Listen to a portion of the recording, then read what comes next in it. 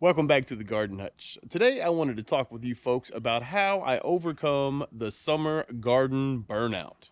Let's get going.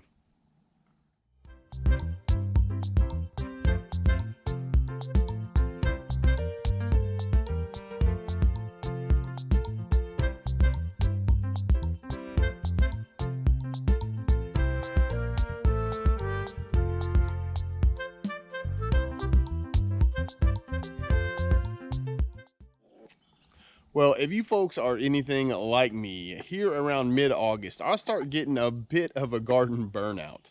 Let's face it, we've been going nonstop since end of April with our summer garden, and here on the homestead, we started in February actually with our spring gardens.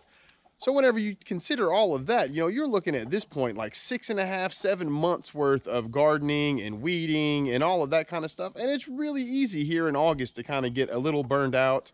I mean, let's face it, the weather is not ideal. Here in Arkansas, it routinely gets above 100 degrees. The weeds are just stubborn and you've got to work extra hard in the extra heat. Not only that, but your summer plants have been growing for about 3.5 months at this point, and a lot of them are going to start succumbing to things like disease or infestations, that sort of stuff, only because they're on the back end of their life cycle.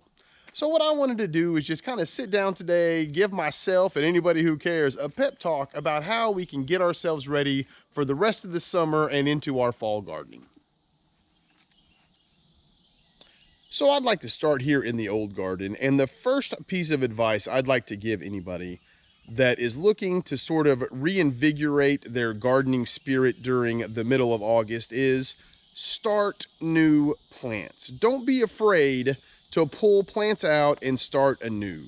And the reason we're starting here is because all of this bed here, the cucumbers, the pole beans, and these beautiful okra plants that we have over here, all of these plants were started in the summertime for production at the end of the summer.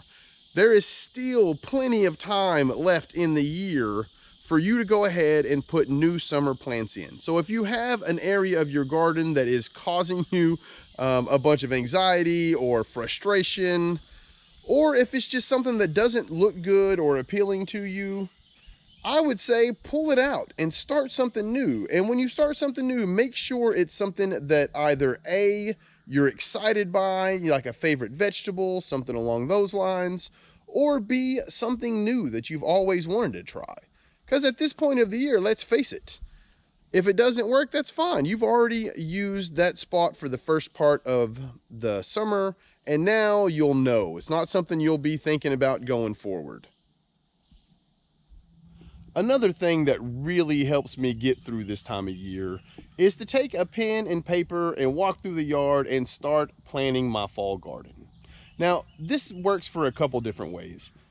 The number one reason is it lets me kind of sit back, relax, and realize that even if some of my plants are giving me a hard time, if I've had some infestation or diseases or something, I can start looking on to the next thing. Even though my zucchini plants may be a bit beat up right now, I'm still getting zucchini, but they don't look as nice as I want them, that type of stuff. I can start envisioning in the future the beets that are going to be growing there and how pretty they're going to be. I can also start thinking about the weather being in the 80s instead of the hundreds and how nice that's going to be. So I highly recommend, if you find yourself getting a little burned out, kind of dreading going out in the garden, just take an afternoon whenever it's not too hot with a pen and paper and go through your garden beds and start writing down the things that you want to replace your summer plants with. And finally, my last piece of advice is if you find yourself where you're not looking forward to gardening, you want to just tear all your plants out and wait until next February or March to start all over again, I recommend taking yourself a break. Now, in August, there's not a whole lot that you're going to want to do outside, but it's not a bad time to take a week off and put a new series on Netflix or start a book series or just sit down and do absolutely nothing for a few days and just don't worry about your gardens. Now, that may end up in this time of year, you may end up losing a few plants. You may end up getting an infestation here or there. But the truth is, if you can take a few days to reinvigorate yourself to the garden stuff, your gardens are going to be thankful. Not only that, but the rest of your summer and into your fall are going to be a lot more productive.